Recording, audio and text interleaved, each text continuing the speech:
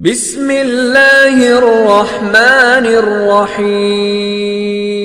السلام علیکم، اسلامی قصے چینل میں ویلکم کہتے ہیں ویورز۔ آج آپ کے ساتھ حکمت و دانائی کا ایک بہت ہی نایاب واقعہ شیئر کرنے والے ہیں۔ ایک بادشاہ نے ایک عجیب و غریب خواب دیکھا جس سے وہ خاصا پریشان ہوا۔ اس نے اپنے وزیر کو حکم دیا کہ ملک بھر سے خوابوں کی تعبیر بتانے والوں کو بلوایا جائے۔ حکم کی تعمیل ہوئی۔ آنن فانن ملک کے مشہور و معروف تعبیر کرنے والے اکٹھے ہو گئے۔ یہ سب کے سب تعبیر بتانے کے ماہر تھے۔ بادشاہ نے ان کے سامنے اپنا خواب بیان کیا۔ میں بالکل صحیح سالم اپنے اقتدار پر براجمان ہوں۔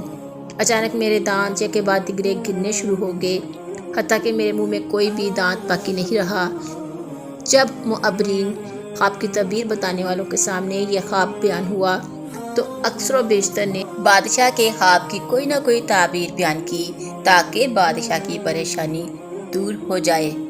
تمام نے اس کو تسلی دی، مگر ان کی تعبیر بادشاہ کے دل کو نہ لگی۔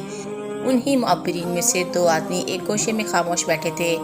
بادشاہ دیکھ رہا تھا کہ انہوں نے گفتگو میں حصہ نہیں لیا۔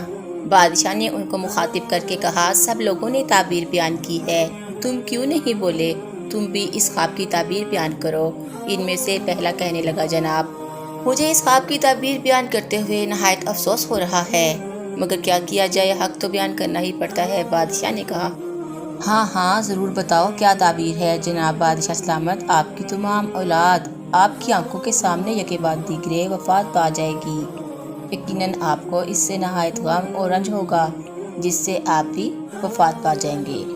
جب بادشاہ نے یہ تعبیر سنی تو اس کے پاؤں کے تلے سے زمین کھسک گئی۔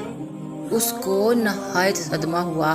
اس کی آنکھیں غصے سے لال پیلی ہونے لگی۔ سخت پریشانی کے عالم میں وہ حواس باختہ ہو کر چیخا، اس معبر کو میری آنکھوں کے سامنے سے لے جاؤ اور اس کو جیل میں ڈال دو۔ تھوڑی دیر کے بعد اسے قدرے سکون ہوا۔ اس نے دوسرے معبر کی طرف دیکھا اور کہنے لگا، تم بتاؤ، تمہارے نزدیک میرے خواب کی تعبیر کیا ہے؟